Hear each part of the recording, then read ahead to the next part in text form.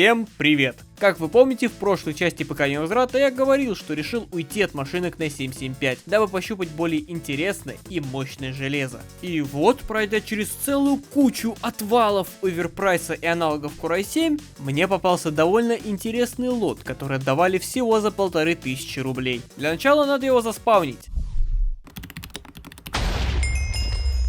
Да, это целый системник, встречающий нас довольно маленьким корпусом от компании Invin. Но свою маленькость он поясняет довольно симпатичной мордахой. Серебряно-черные элементы смотрятся очень классно. Правда, есть один нюанс. Компьютер был взят из офиса, а поэтому привет довольно неприятным царапинкам на морде. А также на мордахе мы видим наклейку сборщиков этого ПК, контору CBC. И самое интересное, что перейдя по веб-адресу на этой наклейке, мы видим рабочий сайт. Правда, он довольно-таки нехило подтормаживает. Наверное, сервер даже не ожидал, что на него кто-то зайдет. Открыв крышку, мы попадаем в мир роскоши и комфорта. Ой, не та строчка. Открыв крышку, первое, что бросается в глаза, это небольшой слой пыли. А учитывая, сколько лет этот офисный компьютер использовался, такая чистота намекает на хоть маломальскую, но все же чистку. Подняв взгляд, мы видим блок питания со странными следами от чернил. Благо это мужик сила, а ему и его 360 ваттам по 12 вольтам вообще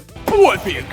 Кабель Магомед проводов проведен вот такой стандартной по тем временам колбаской, за которой скрываются два неприметных модуля от Kingston, по 2 гига каждый. На процессоре же стоит а-ля алюминиевый боксовый кулек с пафосным названием Ice Hot 1150, что как бы намекает на 1150 сокет, но нет, ибо установлено все это хозяйство на материнке от Asus, если быть точным P8A61MLE. Это хоть довольно бюджетная материнка на 1155 сокет, но сравнивая ее со своими подругами на A61 чипсете, которые у меня были в предыдущих роликах, она будет явно добротнее, ибо вышеупомянутый чипсет охлаждает довольно жирный радиатор, а цепи питания максимально холоднючие в нагрузке. После такого прям стало интересно, а что же за игровой монстр стоит в сокете? И сняв кулек, понимаем, что он был на клипсах, которые я максимально презираю, ибо эти заразы очень любят рассыхаться и ломаться со временем. Ладно, натираем термопасту и видим, что в сокете стоит Pentium G2020. И да, на момент выхода это был процессор, обогнавший время. Но на сегодняшний день он устарел аж на 4 года. Так что, девочки, идем за покупочками.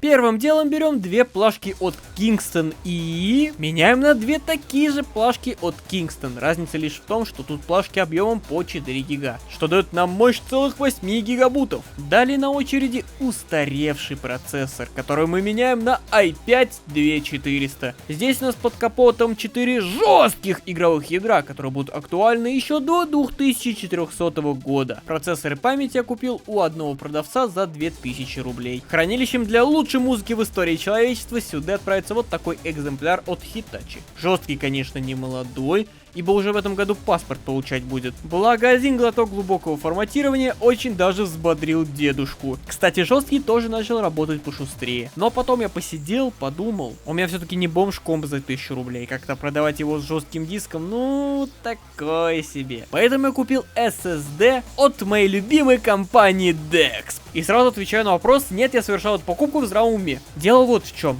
Я бы мог взять SSD с Али или Озона, но, честно говоря, мне было впадлу разбираться во всяких кстанах и прочих Golden Fear'ах Xiaomi. Да и несмотря на то, что это почти самый дешевый SSD в DNS, он явно не хуже Китая ширпотреба. Система работает шустро, и даже гарантия на сей чудо 5 лет имеется. А если он сломается, то вы узнаете об этом, ибо с покупателями я всегда на связи. И в случае чего, сообщу об этом в своем телеграм-канале. Ссылочка в описании. Подписывайтесь туда, а также мой YouTube канал. Вот, также ставьте лайки и пишите в комментарии, какой SSD с Алика нормальный, чтобы в следующий сборочек ставить SSD не от DEXP. Осталось что-то поставить в PCI-Express слот, ибо уж навряд ли мощности встройки способны хоть на что-то выше третьих героев. Не спорю, игра замечательная. Но вот что-то мне подсказывает, что типичных игроков с Авито таким не завлечь. Поэтому всего лишь за 2000 рублей я смог приобрести замечательную GTX 750 от Gigabyte. Покупала себе карта у нулевого продавца на вокзале без проверок. И как вы думаете, что же могло пойти не так? Все.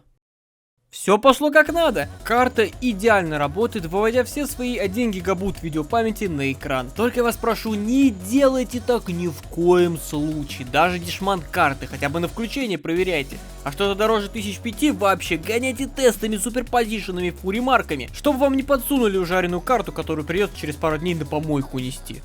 Учитывая, что у нас геймерский ПК, то надо ему придать красоты при помощи вот такого крутилятора от Aerocool. В принципе, обычная светящаяся вертушка, которую я не в первый раз ставлю в сборку.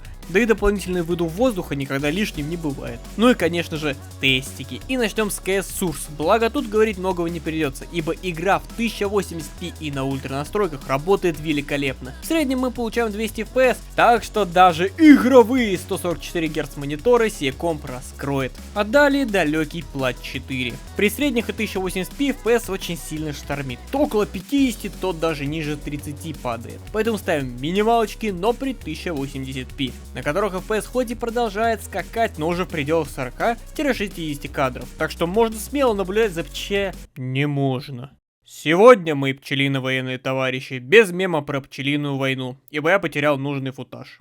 Извините. Зато у меня есть футажик Майнкрафта, который здесь, кстати, очень даже хорошо и работает. На высоких с 8 чанками мы получаем 120 кадров, ибо выше вертикалка не дает, что дает нам капец какой плавный геймплей. Только жестко на элитре не летайте, а то тут бывают очень неприятные дропы, которых нет в GTA 5. 1080p и на средних все работает в замечательные 60-70 кадров с очень редкими дропами до 50. Так что можно исследовать Лос-Сантос без проблем. Главное, чтобы на Твиче не стримили, а то... Осуждаю! И напоследок CS2. Тут Valve прям молодцы, подтянули производительность так, что теперь даже на минималках и в 1080p можно гонять под пивасный мемчик в 60-80 кадров. Даже несмотря на дым, молик и прочие гранаты. И тут вам могут помешать либо читеры, либо новые карты, ибо на них происходит трындец. Единственное стоит сказать, вот именно конкретно этот тест проводился еще во времена жесткого диска. Так что возможно... На SSD все будет немножко получше. А еще на момент записи довольно-таки давно не играл, так что лучше мне авик не давать. Давайте лучше Солику, он хотя бы посмешить народ может. Солик, и вот это поворот. Солик! Солик! И не Солик, как... Хотя в одну тестовую катку на жестком я раздавал такие хиты. Так что возможно, что у меня еще не все потеряно. И когда-нибудь, возможно, я научусь играть в эту игру. Это уже совсем другая история. Ну что ж, игрушки погоняли, а теперь перейдем к продаже. Стоял сей комп 2 недели за 9000, и никто его за такую цену брать не хотел. Но благо нашелся один мужичок, с которым мы сошлись на цене в 8000, благодаря чему у меня сейчас на балансе 16 800 рублей. И я уже закупился, ну, очень интересными железками для следующего компа. А чтобы не пропустить, подпишись на YouTube канал, на мой Telegram, там на остальные соцсети. Вот, всем пока!